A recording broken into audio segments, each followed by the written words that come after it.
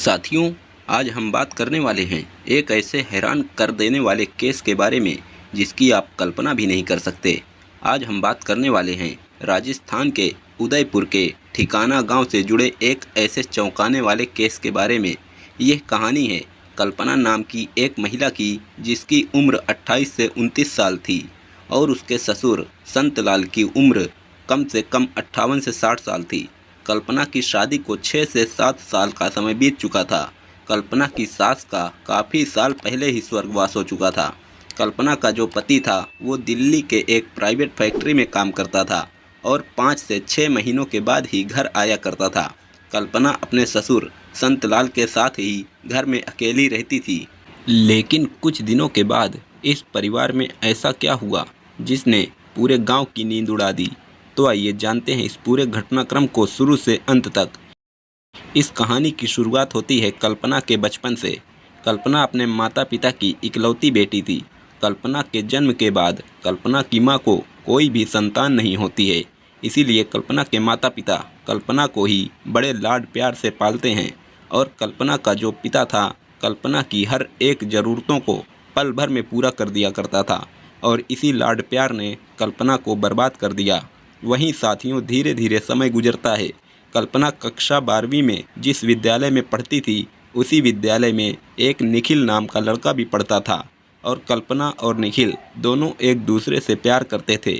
या यूं कहें कि कल्पना जब विद्यालय से घर आती तो अपने पिता का मोबाइल लेकर उस निखिल से फ़ोन पर बातें किया करती थी और विद्यालय में यह दोनों साथ ही रहा करते थे।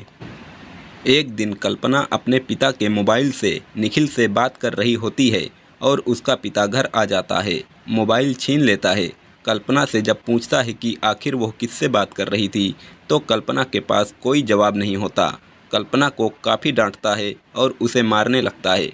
तभी साथियों, जो कल्पना होती है वो गुस्से में आ जाती है और उसी दिन वो फैसला कर लेती है कि वो अब इस घर में नहीं रहेगी।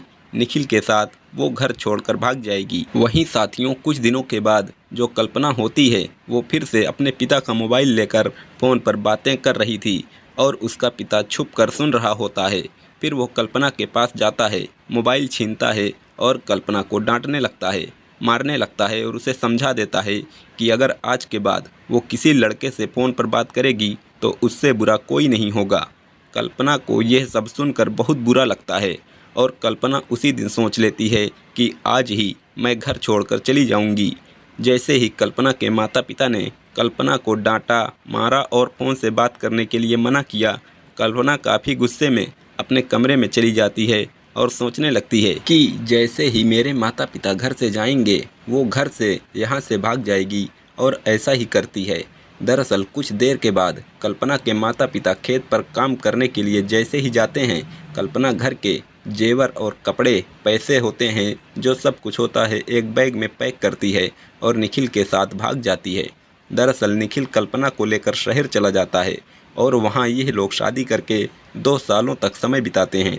जब निखिल और कल्पना के सारे पैसे ख़त्म हो जाते हैं तब निखिल कल्पना को कहता है कि हमारे पास पैसे नहीं हैं, यहाँ मेरा काम भी नहीं लग रहा, क्यों ना अब हमें घर चलना चाहिए।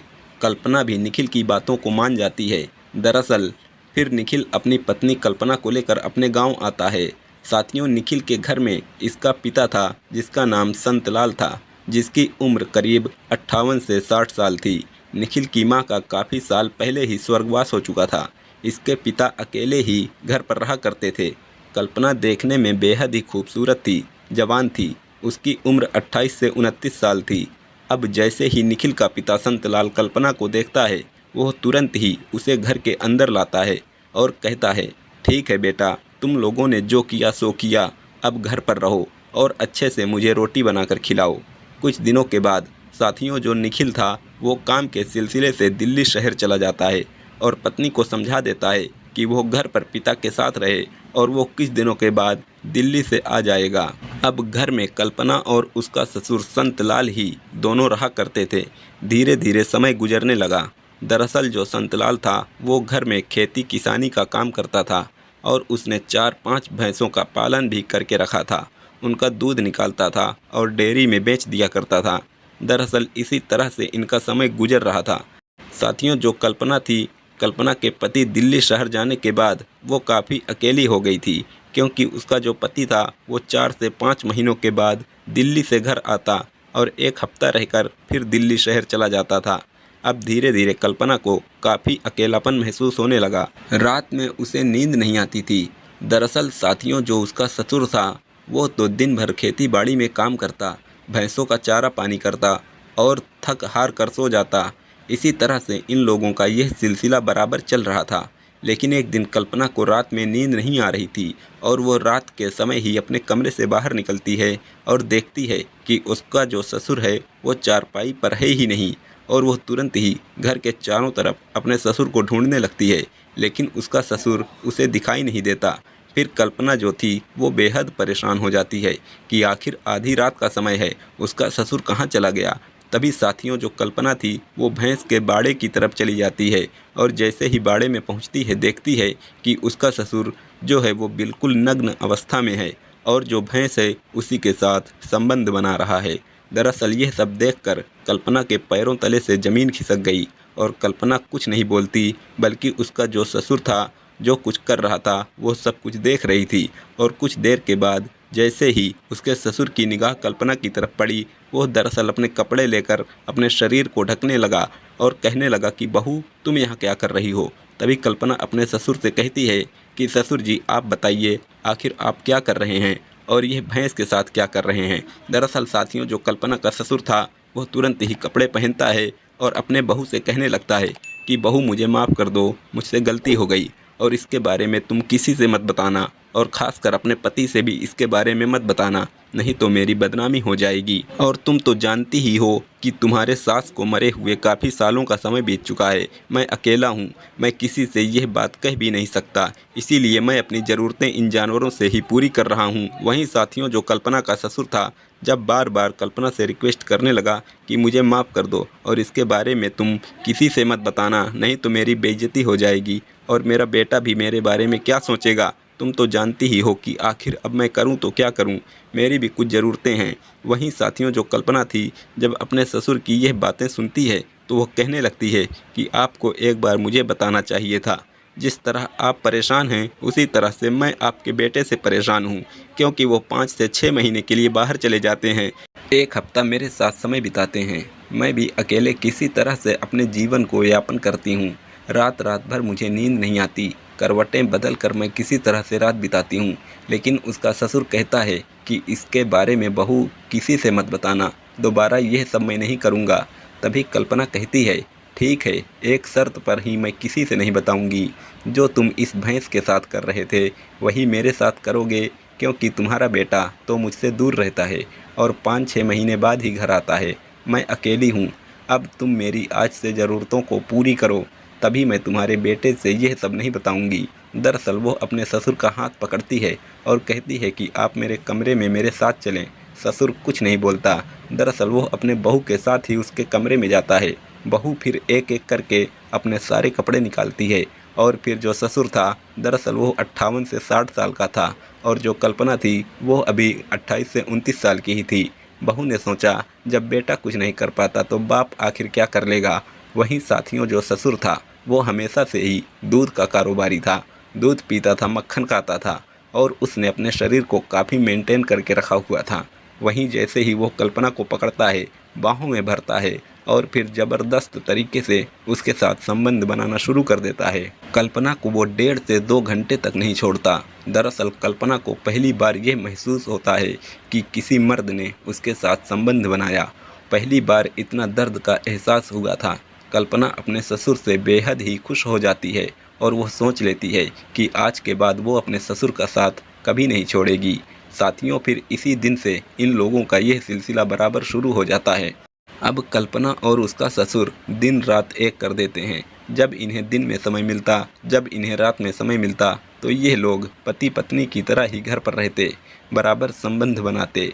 वहीं साथियों, एक दिन कल्पना अपने ससुर के साथ आंगन में ही संबंध बना रही थी और दरवाज़ा खुला हुआ था और उसी के पड़ोस की एक महिला कुछ लेने के लिए इसके घर आती है और जैसे ही वह दरवाज़ा खुला देखती है वो तुरंत ही अंदर घुस जाती है और देखती है कि कल्पना और उसका ससुर दोनों नग्न अवस्था में एक दूसरे में समाये हुए हैं और यह सब देखकर वो दबे पांव घर से बाहर निकल जाती है और आसपास की जितनी भी औरतें थीं उन सब से बताने लगती है कि जो संतलाल है वो अपनी बहू के साथ ही संबंध बनाता है। धीरे धीरे यह बात पूरे गांव में आग की तरह फैल जाती है। गांव का हर एक व्यक्ति संतलाल के बारे में जान चुका था कि वो अपने बहू के साथ ही संबंध बनाता है और बहू भी बराबर अपने ससुर का साथ देती है। अब संतलाल जब भी घर से बाहर निकलता, गांव के लोग संतलाल के ऊपर हंसने लगे और तरह तरह की बातें करने लगे। और इसी तरह से जब कल्पना भी घर से बाहर जाती और दोस्तों खेतों की तरफ जाती तो तमाम औरतें तरह तरह की कल्पना के बारे में भी बातें करना शुरू कर देते। वहीं दोस्तों कुछ दिनों के बाद ही जो कल्पना का पति निखिल था वो घर आ जाता है। कल्पना अपने पति के साथ 3 से 4 दिनों तक अच्छी तरह समय बिताती है और इधर जैसे ही निखिल घर आता है, कल्पना और उसका ससुर संतलाल नहीं मिल पाते थे। वहीं साथियों निखिल को घर आए हुए जैसे ही 5 से 7 दिनों का समय बीतता है, अब इधर जो ससुर संतलाल था वो अब बहू से नहीं मिल पा रहा था। अब वह बेहद परेशान हो गया था कि आखिर वो अपनी बहू से कैसे मिले। निखिल एक दिन गांव के एक चौराहे पर बैठा हुआ था, तभी गांव के कुछ लड़के भी बैठे हुए थे और वही गांव में निखिल और उसके पत्नी के बारे में तमाम प्रकार की बातें हो रही थीं कि निखिल अपनी पत्नी को संतुष्ट नहीं कर पाता, इसीलिए उसकी पत्नी उसके पिता से ही संबंध बनाती है। और कहीं से निखिल के कानों में यह बात गूंज गई। अब जो निखिल था जब अपनी पत्नी और अपने पिता के बारे में कुछ अपशब्द सुनता है तो वह बेहद परेशान हो जाता है और बर्दाश्त नहीं कर पाता। गांव के ही एक लड़के से वो झगड़ा करने लगता है। जब गांव के लोग इकट्ठा होते हैं और उससे पूछते हैं कि आखिर बात क्या है, जब गांव के लोग भी बताने लगते हैं कि हाँ, तुम्हारा जो पत्नी है वो तुम्हारे पिता के साथ बराबर संबंध बनाती है, क्योंकि तुम तो बाहर रहते हो इसीलिए तुम्हें नहीं पता, और इस बात को तो पूरा गाँव जानता है। और वो लोग निखिल को समझा देते हैं कि अगर निखिल तुम अगर देखना चाहते हो कि तुम्हारी जो पत्नी है तुम्हारे पिता से संबंध नहीं बनाती, तो तुम एक दिन के लिए घर से बाहर चले जाओ और अचानक घर आना, फिर तुम्हें पता चल जाएगा। निखिल वैसे ही करता है। दरअसल वो घर जाता है, अपनी पत्नी से कहता है कि मैं कुछ काम के सिलसिले से शहर जा रहा हूँ, मैं 2 दिनों बाद आऊँगा और तुम अच्छे से पिताजी के साथ रहना। दरअसल इतना कहकर वो बैग लेकर घर से बाहर चला जाता है। जो संतलाल था वो तुरंत ही अपनी बहू के पास पहुंचता है और पूछता है कि बेटा कहाँ गया, और फिर कल्पना बता देती है कि वो तो शहर गए हैं, 2 दिनों के बाद ही आएंगे। इतना सुनते ही जो संतलाल था वो तुरंत ही अपनी बहू को उसके कमरे में लेकर जाता है और संबंध बनाना शुरू कर देता है। वहीं साथियों जैसे ही शाम होती है, अब इधर जो कल्पना थी और उसका जो ससुर था, यह लोग तो जानते थे कि रात में तो कोई आएगा नहीं, इसलिए यह दोनों पति पत्नी की तरह ही एक बेड पर पड़े हुए थे। अब इधर जैसे ही रात हुई तो निखिल रात के समय ही अचानक घर आया और घर आते ही देखा कि घर में अंदर से लॉक लगा हुआ है। वो तुरंत ही घर के पीछे से सीढ़ी से छत पर चढ़ता है और वहाँ से घर के आंगन में जाता है और देखता है कि उसका जो कमरा है उसमें लॉक नहीं लगा, उसका दरवाज़ा खुला हुआ है। और जैसे ही दरवाजे में पहुंचता है देखता है कि उसकी पत्नी और उसका जो पिता है वो दोनों नग्न अवस्था में समाये हुए हैं। दरअसल यह सब देखकर वो बेहद परेशान हो जाता है और वहीं फिर अपनी पत्नी और पिता को डांट डपट लगाने लगता है। तभी जो उसकी पत्नी थी वो अपने पति के पैरों पर गिर के माफ़ी मांगने लगती है और कहती है कि उससे गलती हो गई, उसके पिता ने उसे बहका दिया था और उसी के बहकावे में आकर उसने ऐसा कदम उठा लिया। दरअसल जो निखिल था अपनी पत्नी को डांटता है, मारता है, पिता को भी डांटता है, लेकिन दोस्तों अब जो पिता था वो तो घर से बाहर चला जाता है।